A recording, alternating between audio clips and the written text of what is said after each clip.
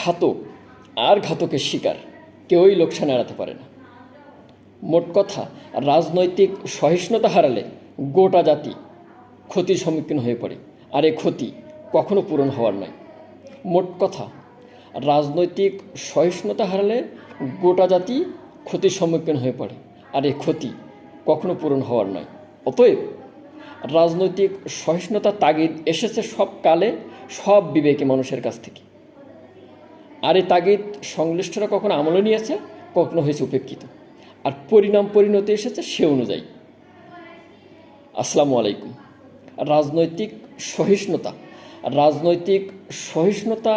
রাজনৈতিক সংস্কৃতির এক ধ্রুপদ কলা। এই ধ্রুপদ কলার অভাব যখন একটি দেশে প্রবল হয়ে ওঠে, রাজনীতি তখন এর সংজ্ঞা হারায়, রাজনীতি সহিংস হয়ে ওঠে। তখন সংশ্লিষ্ট দেশে রাজনৈতিক বিশৃঙ্খলা বাড়ে, দেশ স্বাভাবিকতা হারায়, সব কিছু যেন ওলটপালট হয়ে যায়, সংঘাত সংঘর্ষ অনিবার্য হয়ে ওঠে।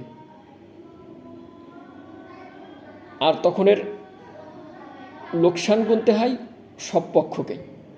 ঘাতক আর ঘাতকের শিকার, কেউই লোকসান এড়াতে পারে না।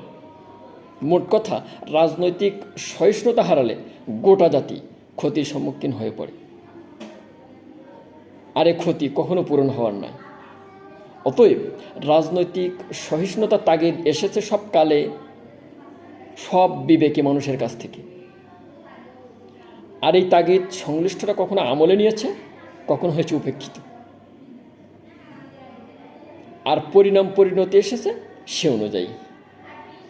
Thanks for watching. সম্পাদকীয় অন্য এক দিগন্তর, আলপিন।